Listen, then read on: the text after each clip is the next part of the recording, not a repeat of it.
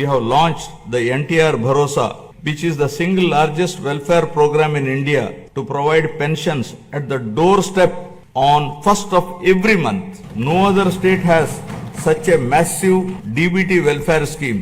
Under the scheme, the monthly pension for senior citizens has been increased from rupees 3,000 to rupees 4,000, for differently abled rupees 3,000 to rupees 6,000 per month. Overall, around 64 lakh people, including 8 lakh differently abled people, are benefiting from the scheme, incurring an expenditure of rupees 33,312 crores per annum, with 29,281 crores disbursed till now. To ensure food security for the underprivileged, we have strengthened the public distribution system and also revived 204 Anna canteens offering nutritious meals at a nominal price of rupees 5, leaving no one hungry. With a focus on education, social security and economic empowerment of weaker sections of communities, we are implementing pre-matric and post-matric scholarship for SC, ST, BC and minority students. We have revived economic support schemes for SC, ST, BC and minorities by allocating rupees 2,000 crores with a special focus on encouraging entrepreneurship and income generation activities. We are providing free power up to 200 units for SC and ST households. For the categorization of SCs, the government has constituted a one-man commission to determine the modalities of categorization.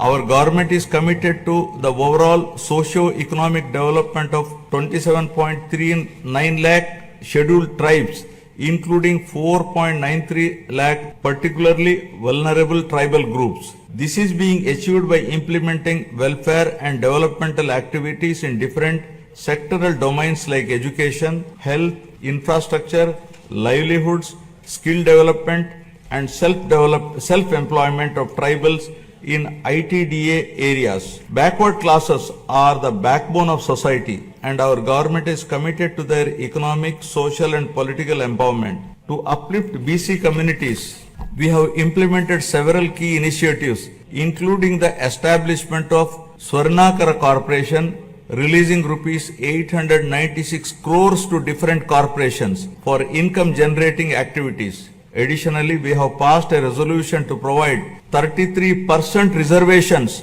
for BCs in the State Assembly, which has been forwarded to the Government of India. Promised by NDA in the current Assembly sessions to rebuild the state of AP, capital Amravati and Polavaram irrigation projects have been brought back onto the track.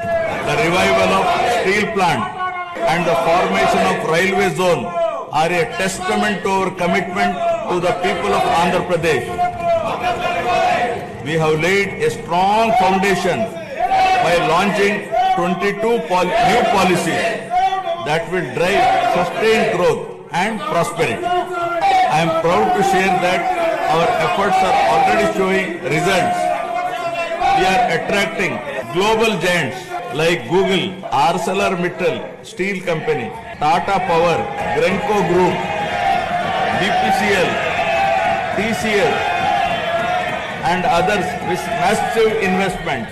To date, investors have pledged investment of rupees 6.5 lakh crore with an employment potential of 4 lakh jobs. As per the first advance estimates for 2024-25, Andhra Pradesh economy has expanded to rupees 16 lakh crore, up from 14.22 lakh crore last year, an impressive nominal growth rate of 12.94%.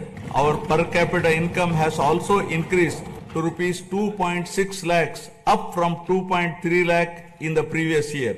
This progress is powered by strong performances across all key sectors. Agriculture and allied activities have grown at 15.86%, industries at 6.71% and services at 11.70%.